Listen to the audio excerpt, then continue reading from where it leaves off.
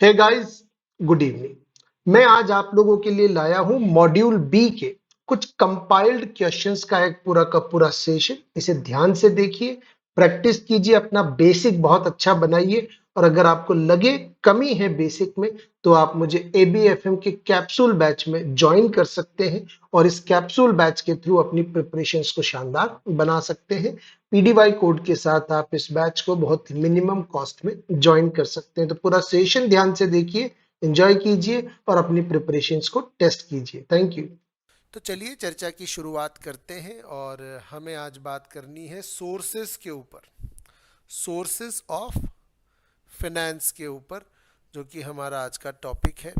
Sources of finance की जब हम बात करते हैं तो बहुत इम्पॉर्टेंट है ये जानना कि एज अ बिजनेसमैन अगर मुझे पैसा चाहिए, अगर मैं बिजनेस करने के लिए फंड्स इकट्ठा करना चाहता हूँ तो उसका मेरे पास क्या क्या तरीके हो सकते हैं। मार्केट से खुद के पैसे, सबसे आसान जो रिसोर्स है वो है रिटेन्ड अर्निंग। रिटेन्ड अर्निंग का मतलब है जो कंपनी ने प्रीवियस ईयर में प्रॉफिट्स कमाए हैं, जिन्हें हम लोग रिजर्व्स भी बोलते हैं। तो इन रिजर्व्स को हम यूज कर सकते हैं हमारे बिजनेस को रन करने के लिए। खास बात क्या है, ये एक ऐसा सोर्स ऑफ फंड है जो इमीडिएटली अवेलेबल है। इसको आप जो है जब चाहें तब यूज कर सकते हैं और ऑलमोस्ट जीरो कॉस्ट पे ये अवेलेबल होता है, क्योंकि ये तो आप ही का पैसा है, आप ही का प्रॉफिट है। दूसरा तरीका क्या है, आप अपने सप्लायर से पैसा उधार ले सकते हो या उससे आप रॉ मटेरियल उधार खरीद सकते हो। तो सप्लायर्स जब आपको ट्रेड क्रेडिट देते हैं, ट्रेड क्रेडिट का मतलब होता है ड्यूरिंग द बिजनेस, जब आप व्यापार कर रहे होते हो तो जो रॉ मटेरियल आप खरीद के लाते हो, आप कहते हो इसका पेमेंट मैं आपको कुछ दिनों के बाद लौटाऊंगा। ट्रेड क्रेडिट एक तरीके का सोर्स ऑफ फंड है, क्योंकि आपका इमीडिएट आउटफ्लो रुक गया, तुरंत जो पेमेंट करना था वो आपका रुक गया। ट्रेड क्रेडिट अगर आपको मिल जाती है तो। एक तरीका है फैक्टरिंग। फैक्टरिंग का मतलब क्या है? फैक्टरिंग का मतलब है मैंने 1,000 लोगों को पैसा बांट रखा था, उन लोगों से मुझे 1,000 करोड़ रुपए मिलने हैं। ये 1,000 करोड़ रुपीस मुझे 6 महीने बाद मिलेंगे, कुछ मिलेंगे कुछ नहीं मिलेंगे। मैंने क्या किया, एक थर्ड पार्टी एजेंसी जो फैक्टरिंग का काम करती है उनको बोला ये मेरे 1,000 करोड़ के जो डेट है ये आप पकड़ो, ये मेरी एसेट है, आप पकड़ो, आप रिकवरी करो। मुझे तो आप 900 करोड़ दे दो आज, अगर आप मेरे पूरे 1,000 करोड़ रिकवर कर लेते हो तो 100 करोड़ आपका प्रॉफिट है। सो फैक्टरिंग के थ्रू आपको 6 महीने इंतजार नहीं करना पड़ेगा अपने 1,000 करोड़ की रिकवरी के लिए, आपको इमीडिएटली 900 करोड़ मिल जाएंगे। सो ये थर्ड पार्टी एजेंसी है। नॉर्मली हम लोग इन्हें कई बार बोलचाल की भाषा में रिकवरी एजेंट बोल देते हैं, बट बिलीव मी ये रिकवरी एजेंट से काफ़ी आगे की बात है। फिर पैसा मार्केट से अरेंज करने का एक तरीका क्या है? Financial institution. फाइनेंशियल इंस्टीट्यूशन के थ्रू मैं लोन ले सकता हूँ, जैसे आरबीआई से पैसा लिया जा सकता है, और जो एनबीएफसी हैं उनसे पैसा लिया जा सकता है बिजनेस करने के लिए। ये लॉन्ग टर्म सोर्स है।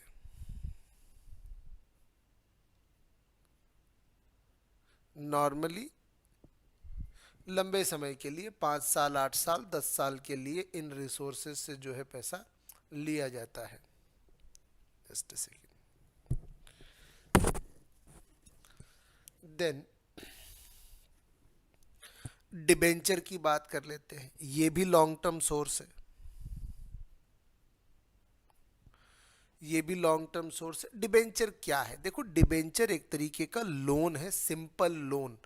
बस उस लोन के बदले में जो एक्नॉलेजमेंट मैं आपको दूंगा, मैंने आपसे पैसा उधार लिया, पैसा देके तो नहीं चले जाओगे सिर्फ आप। जब भी आप मुझे पैसा उधार दोगे, इसके बदले में मुझसे कोई रसीद लोगे, उस रिसिप्ट डॉक्यूमेंट के ऊपर लिखा होता है डिबेंचर। तो वो जो रसीद है उसका नाम डिबेंचर है। मैं उस रसीद पे से डिबेंचर वर्ड हटा के अगर बॉन्ड लिख दूं तो वो बॉन्ड बन जाएगा। सो जो डिबेंचर है वो लॉन्ग टर्म सोर्स है जिससे कंपनियों को लंबे टाइम के लिए पैसा मिलता है। फिर बात है कमर्शियल पेपर की। कमर्शियल पेपर की खास बात क्या होती है, ये अनसिक्योर्ड होता है, ध्यान रखना। अनसिक्योर्ड सोर्स है ये, मतलब, और मिलेगा आपको मिनिमम 5 लाख का, और 5-5 लाख के मल्टीपल में ही मिलता है। कमर्शियल पेपर एक मार्केट से पैसा उठाने का वो तरीका है जो सिर्फ बड़ी रेप्यूटेड कंपनियां जिनकी गुडविल बहुत अच्छी है और उन्हें अगर शॉर्ट टर्म के लिए पैसा चाहिए, कमर्शियल पेपर जो है वो एक शॉर्ट टर्म इंस्ट्रूमेंट है, ध्यान रखना। इससे जो पैसा मिलता है नॉर्मली 1 साल के अंदर अंदर वापस रिडीम कर दिया जाता है, रीपे कर दिया जाता है। काइंड ऑफ रिस्की इन्वेस्टमेंट है, अच्छे खासे रिटर्न के इसमें चांसेस होते हैं क्योंकि जो लोन लेने वाली कंपनी है वो बड़ी रेप्यूटेड कंपनियां होती है। फिर बात करते हैं हम लीज फाइनेंसिंग की। लीज फाइनेंसिंग का मतलब मैंने आपकी प्रॉपर्टी किराए पे ले रखी, अगर वो प्रॉपर्टी में खरीदता तो मुझे मोटा अमाउंट खर्च करना पड़ता, 40-50 लाख का इन्वेस्टमेंट करना पड़ता, 50 करोड़ का इन्वेस्टमेंट करना पड़ता। लेकिन मैंने सिर्फ 10 लाख रुपए या 5 लाख रुपए के रेंट पे आपसे वो प्रॉपर्टी ले ली, तो मेरा जो 50 करोड़ का आउटफ्लो था वो पोस्टपोन्ड हो गया। लीज फाइनेंसिंग क्या है, एक सोर्स ऑफ फाइनेंस है जो इमीडिएटली आपके बड़े आउटफ्लो को रोक देता है। पब्लिक डिपॉजिट, मैंने पब्लिक से पैसा उधार ले लिया। एज अ कंपनी मुझे बिजनेस करने के लिए पैसा चाहिए था, मैंने पब्लिक को बोला आप मुझे डिपॉजिट्स दो, मैं इस पे आपको फिक्स रेट ऑफ इंटरेस्ट देता हूँ। पब्लिक से लिए गए डिपॉजिट्स नॉर्मली सिक्योर्ड नेचर के होते हैं।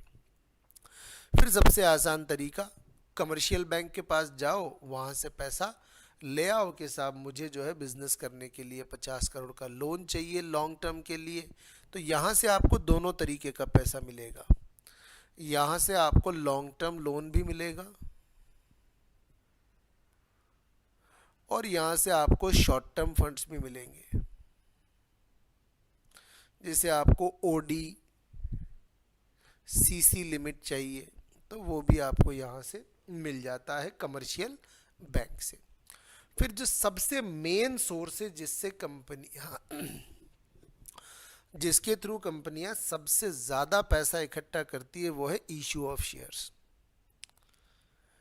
Issue of shares, equity share बेच के और प्रेफरेंस शेयर बेच के आप मार्केट में पब्लिक से क्या करते हो, फंड रेज करते हो।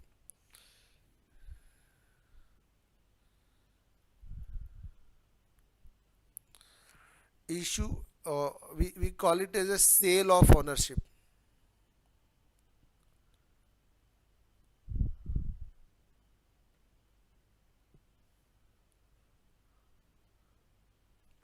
ऑनरशिप का पोर्शन बेच के और फिर वहां से हम अपने बिजनेस के लिए फंड्स इकट्ठा करते हैं।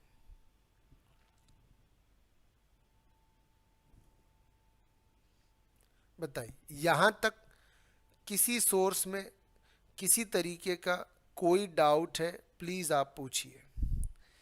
Any doubt, any query, anything. Sources of finance के जो बातें अभी तक हमने की, कोई डाउट इसमें है तो बोलिए, नहीं है अगर तो फिर मुझे पहले क्वेश्चन का जवाब दीजिए। आप फर्स्ट क्वेश्चन आपके सामने।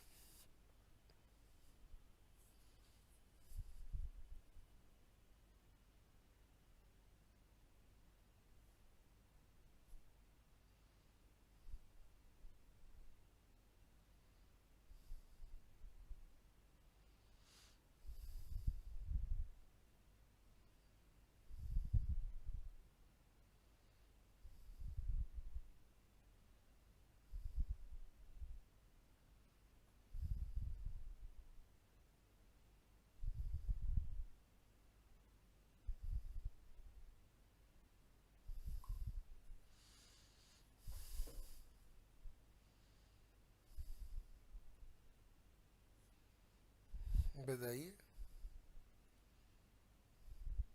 बहुत आसान क्वेश्चन है यार। ऑनरशिप इन अ कंपनी, इनमें से क्या कंपनी में ऑनरशिप को रिप्रेजेंट करता है? इक्विटी शेयर कैपिटल जो है वो ऑनरशिप को रिप्रेजेंट करती है। बताइए प्रेफरेंस शेयर की क्या खास बात है इक्विटी शेयर के कंपैरिजन में?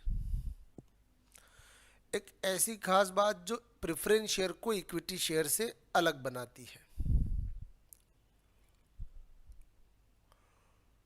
प्रेफरेंस शेयर का की फीचर पूछा है, ध्यान रखना।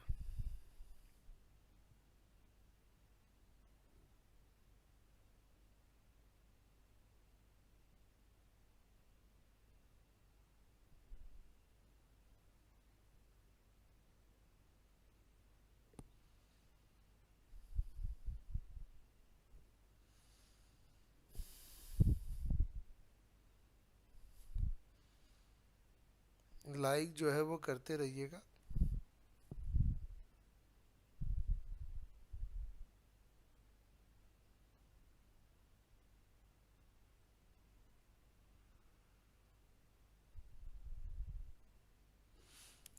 देखिए प्रेफरेंस शेयर की खास बात क्या है, इस पे फिक्स डिविडेंड मिलता है। प्रेफरेंस शेयर पे आपको जो डिविडेंड मिलेगा वो फिक्स अमाउंट होगा।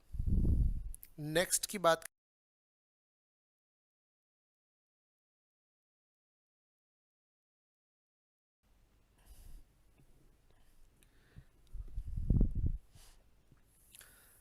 डिफरेंस प्रेफरेंस शेयर और इक्विटी शेयर में। प्रेफरेंस शेयर की जब हम बात करते हैं तो प्रेफरेंस शेयर को इक्विटी शेयर होल्डर के पहले राइट्स मिलते हैं।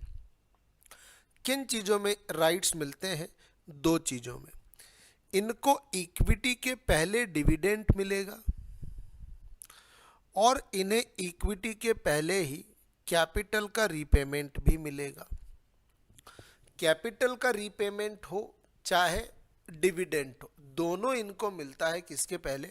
इक्विटी के पहले। जबकि इक्विटी को ऐसी कोई प्रायोरिटी नहीं होती, ये लास्ट में इनको सब कुछ मिलता है, लास्ट रीपे है ये।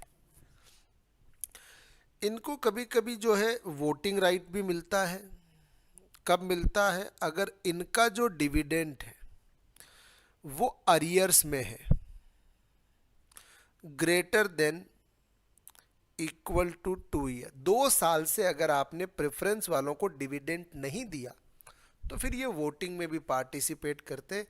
इक्विटी वालों को हमेशा वोटिंग राइट मिलता है, वो उनका हक है।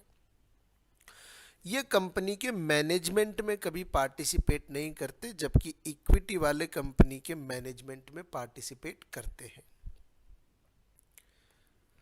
अगला बताइए, इनमें से वो कौन सा बॉन्ड का टाइप है जिसे हम इक्विटी में कन्वर्ट कर सकते हैं?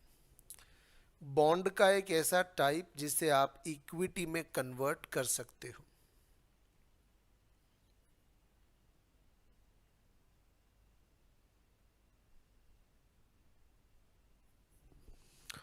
इक्विटी का कन्वर्जन इनमें से किस में होगा?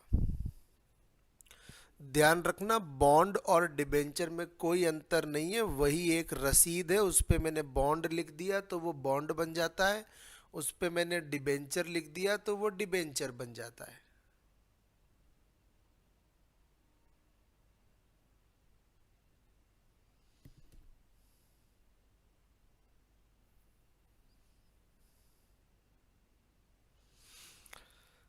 नाम में ही कन्वर्टिबल है, तो जो कन्वर्टिबल होगा वो इक्विटी में कन्वर्ट हो सकता है।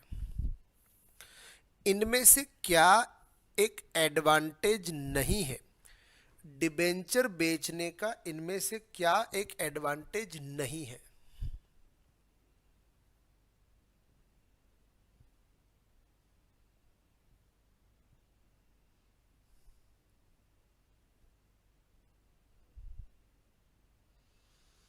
मतलब आप अगर ध्यान से देखोगे तो आपको पता लगेगा एक पॉइंट ऐसा है जो डिबेंचर पे लगता ही नहीं है, वो डिबेंचर के लिए रेलिवेंट ही नहीं है पॉइंट।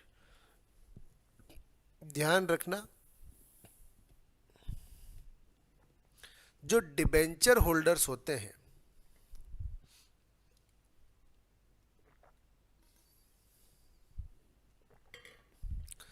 जो डिबेंचर होल्डर्स होते हैं उन्हें कोई वोटिंग राइट नहीं मिलता. There is no voting right to the debenture holders. Debenture के बहुत सारे अलग अलग टाइप्स होते हैं, जैसे सिक्योर्ड डिबेंचर. सिक्योर्ड डिबेंचर का मतलब है एक ऐसा डिबेंचर जिसकी रिकवरी किसी एसेट को बेच के की जा सकती है. अनसिक्योर्ड डिबेंचर में अगर कंपनी आपका पैसा आपको वापस नहीं लौटाती तो ऐसे केस में फिर आप जो है किसी एसेट को नहीं बेच पाओगे. आखिरी में जो बच जाएगा कंपनी के पास उसमें से ही आपको थोड़ा हिस्सा मिलेगा. रिडीमेबल डिबेंचर वो होते हैं जिनका एक पर्टिकुलर टाइम के बाद रीपेमेंट हो जाता है. ये रीपेड होते हैं after a certain period of time. Irredeemable debentures वो होते हैं जिनका पेमेंट सिर्फ वाइंडिंग अप पे होगा. कंपनी जब बंद होती है सिर्फ तभी इन डिबेंचर्स का रीपेमेंट होता है. कन्वर्टिबल डिबेंचर्स वो होते हैं जिन्हें आप इक्विटी शेयर कैपिटल में कन्वर्ट कर सकते हो. और नॉन कन्वर्टिबल वो होते हैं जो सिर्फ डिबेंचर ही बने रहेंगे हमेशा. इन्हें आप कभी भी इक्विटी में कन्वर्ट नहीं कर सकते. स्पेसिफिक कूपन जो होता है उसमें आपको फिक्स इंटरेस्ट मिलता है, फिक्स अमाउंट ऑफ इंटरेस्ट, जबकि ज़ीरो कूपन वाले में आपको कोई इंटरेस्ट नहीं मिलता. ये ज़ीरो कूपन डिबेंचर्स वो होते हैं जो डिस्काउंट पे इशू किए जाते हैं और जब इनका रीपेमेंट होता है तब ये फेस वैल्यू पे रीपे किए जाते हैं. मतलब अगर एक डिबेंचर है जिस पे 1,000 रुपये लिखा हुआ है तो इसको जब इशू किया जाएगा तो वो 600 रुपये पे ही किया जाएगा और जब रीपे होगा तो रीपे 1,000 रुपये होगा. ये एक अर्निंग है किसके ऊपर? ज़ीरो कूपन रेट इंटरेस्ट के बॉन्ड या डिबेंचर के ऊपर. रजिस्टर्ड डिबेंचर वो होता है जिस पे खरीदने वाले का या मालिक का नाम लिखा होता है. बेयरर डिबेंचर वो होता है जिसका मालिक वही होगा जिसके वो हाथ में होगा. मेरे हाथ में है, मैं इसका मालिक हूँ, आपको दे दिया, आप इसके मालिक बन गए. ये डिबेंचर्स के टाइप बहुत इंपॉर्टेंट है. बताओ एडीआर और जीडीआर को अलग अलग कौन करता है? एडीआर और जीडीआर के बीच में डिफरेंशिएशन कौन क्रिएट करता है? लाइक जरूर करिएगा. देखिए सेशन को आप लोग जब भी इन सेशंस को देखें, लाइव देखें, रिकॉर्डेड देखें, कीप लाइकिंग देम और बताते रहें कि सेशंस कैसे आपको लग रहे हैं. थोड़ा कंसेप्ट, थोड़े सवाल करते चल रहे हैं रेगुलर. एडीआर जीडीआर की अगर हम बात करें तो ध्यान रखना, एडीआर जीडीआर जो होते हैं वो एडीआर जो है वो यूएस मार्केट में डील किए जाते हैं, जबकि जीडीआर जो है वो मल्टीपल ग्लोबल मार्केट्स में जो है डील किए जाते हैं. ये डिफरेंस है. अमेरिकन डिपॉजिटरी रिसिप्ट है एडीआर और जीडीआर है ग्लोबल डिपॉजिटरी रिसिप्ट. ये दोनों के बीच का अंतर है. चलिए हमें बात करनी है लेवरेज के बारे में. होता क्या है लेवरेज? देखिए समझिए आप, लेवरेज का मतलब है इन्फ्लुएंसिंग पावर. अगर आप इमेज को देखेंगे तो आपको पता लगेगा इस तरफ छोटी क्वांटिटी की चीज़ है फिर भी इसने बड़ी क्वांटिटी को ऊपर उठा दिया. सो ज़रूरी नहीं है जो चीज़ छोटी दिखती है वो कम ताकतवर है. फाइनेंस में हर छोटी से छोटी चीज़ का अपना एक इन्फ्लुएंसिंग पावर होता है. लेवरेज को हम क्या बोलेंगे?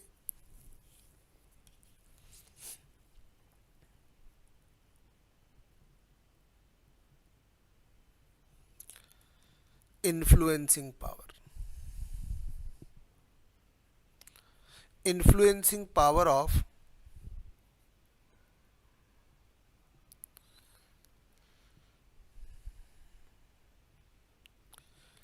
business and financial factor. Business and financial factors जो हैं उनका इन्फ्लुएंसिंग पावर क्या कहलाता है? लेवरेज। लेवरेज को कई बार आप बिजनेस में रिस्क के पर्सपेक्टिव में भी सुनेंगे। दिखने में दो अलग अलग बातें दिखती हैं पर ये अलग अलग नहीं है, ये एक ही बात है। अगर मान लीजिए किसी एक पर्टिकुलर वेरिएबल फैक्टर का आपके बिजनेस पे बहुत इम्पैक्ट है तो उसमें होने वाला हर छोटा छोटा बड़ा चेंज आपके बिजनेस के लिए रिस्क को अट्रैक्ट करता है, रिस्क को जनरेट करता है। तो जो रिस्क फैक्टर है वो इन्फ्लुएंसिंग पावर रखता है, उसको हम लेवरेज बोलते हैं। लेवरेज के बारे में अगर हम और भी थोड़ी बात करें तो एक आसान एग्जाम्पल से समझो।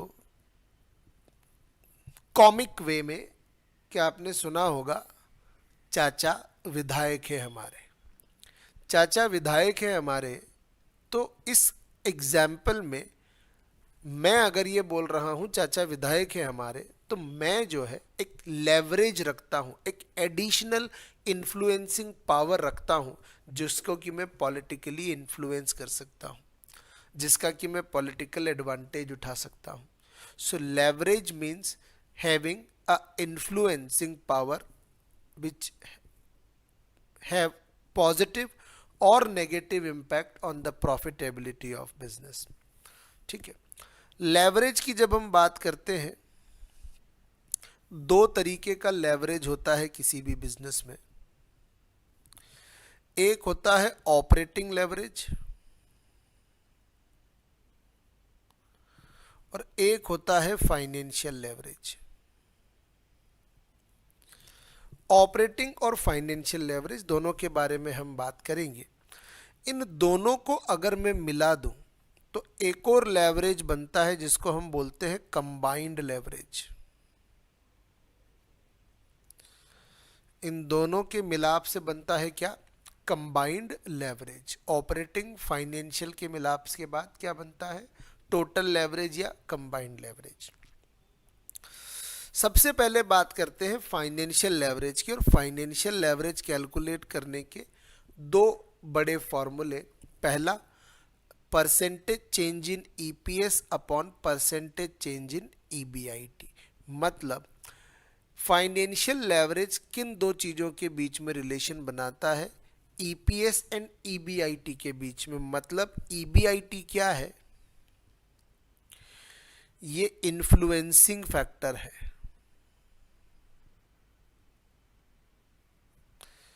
ये है इन्फ्लुएंसिंग फैक्टर। और ईपीएस क्या है? ये है इन्फ्लुएंस्ड फैक्टर। या हम कह दें कि ईबीआईटी क्या है? ईबीआईटी है बेस फैक्टर और ईपीएस क्या है? Dependent variable. EBIT base variable और EPS dependent variable. Good evening Tripti, good evening सभी को, good evening. I hope health is good. चलिए आगे बात करते हैं। डिग्री ऑफ फाइनेंशियल लेवरेज की अगर हम बात को और आगे बढ़ाएं तो एक फॉर्मूला और है, और वो क्या है? ईबीआईटी को, earning before interest and tax को हम प्रॉफिट बिफोर टैक्स से क्या कर दें? डिवाइड कर दें। ये है डिग्री ऑफ फाइनेंशियल लेवरेज के दो फॉर्मूले। फिर ऐसे ही ऑपरेटिंग लेवरेज की बात करें हम तो ईबीआईटी में percentage change divided by sales में होने वाला परसेंटेज चेंज। इसके अलावा भी डिग्री ऑफ ऑपरेटिंग लेवरेज का एक फॉर्मूला और है, और वो है contribution divided by earning before interest and tax. अब इन फॉर्मूलों की टेस्टिंग कर लेते हैं। यहाँ ये भी लिख लेते हैं कि ये रिलेशन, ये किस किस के बीच में रिलेशन है? ईबीआईटी और सेल्स के बीच में। ये क्या है? Dependent variable.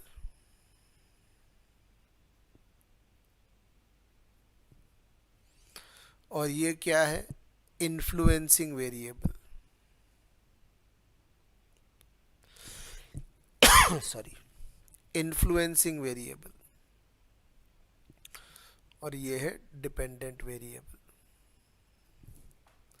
देखिए, एक क्वेश्चन मैंने आपके लिए बनाया है, एक केस स्टडी, जिससे हम आपसे तीनों तरीके के लेवरेजेस पूछ सकते हैं। इस बहाने मैं आपको कंबाइंड लेवरेज भी बता दूंगा, बट पहले मैं आपको 1 मिनट देता हूं, 1 या 2 मिनट आप ले लीजिए। एक्स लिमिटेड एक कंपनी है जिसकी 2022 में 10 लाख रुपए की सेल्स हुई थी, और उनकी वेरिएबल कॉस्ट जो है वो 60% है, मतलब सेल्स का 60% वेरिएबल कॉस्ट में चला जाता है। फिक्स कॉस्ट जो है वो 2 लाख रुपए है। इस इंफॉर्मेशन से आपको ऑपरेटिंग लेवरेज, फाइनेंशियल लेवरेज और कंबाइंड लेवरेज कैलकुलेट करना है। ये भी दिया हुआ है क्वेश्चन में कि अगर कंपनी ने लोन लिया हुआ है 8 लाख का और 9% उस पर इंटरेस्ट रेट वो पे करते हैं। इस इंफॉर्मेशन को यूज़ करके आपको मुझे कैलकुलेट करके बताना है degree of operating leverage, financial leverage and combined leverage. 2 minute में आपको देता हूं, यू हैव 2 मिनट्स। आप मुझे ऑपरेटिंग और फाइनेंशियल लेवरेज कैलकुलेट करके बताइए, क्योंकि मैंने अभी अभी इन दो के फॉर्मूले आपको बताए हैं। बाकी कंबाइंड लेवरेज में आपको कैलकुलेशन बता दूंगा। कीजिए फटाफट।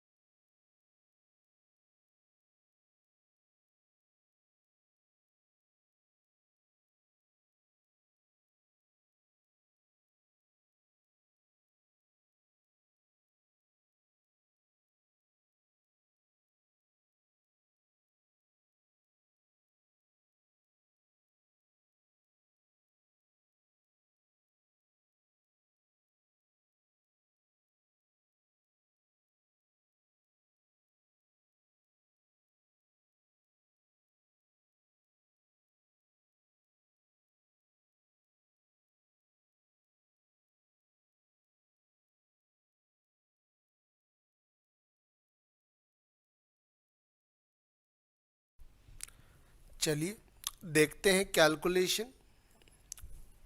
हमने सबसे पहले इस कैलकुलेशन के लिए हमें बनाना पड़ेगा एक इनकम स्टेटमेंट।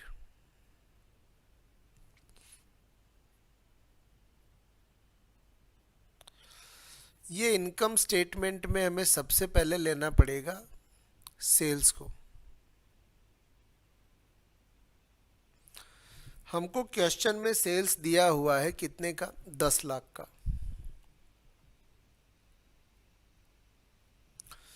इसमें से मैं माइनस करूंगा वेरिएबल कॉस्ट जो कि 60% है, और 6 लाख रुपए की मेरी वेरिएबल कॉस्ट आ गई। तो मेरा कंट्रीब्यूशन आ गया 4 लाख का। इसमें से मैं फिक्स कॉस्ट माइनस करूंगा। फिक्स कॉस्ट मुझे दिया गया है 2 लाख रुपए का।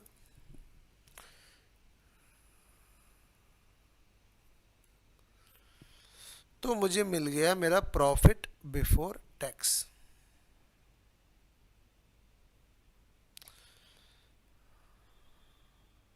सॉरी, तो मुझे मिला मेरा EBIT, earning before interest and tax, 2 lakh का।